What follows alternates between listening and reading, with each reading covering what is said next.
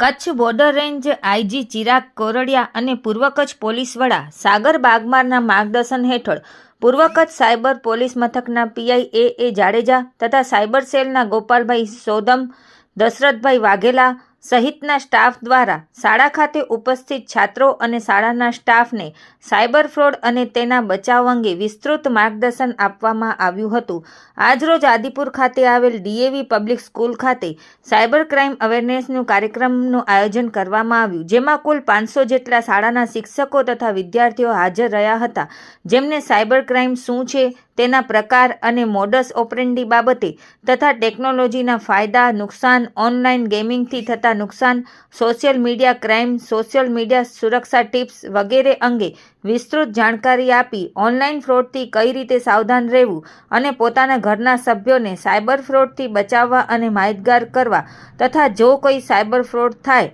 તો cyber helpline number 1930 ઉપર ફરિયાદ કરવા અંગે જાગૃત કરવામાં આવ્યા હતા. રિપોર્ટ ભારતી માખીજાણી, ગાંધીધામ.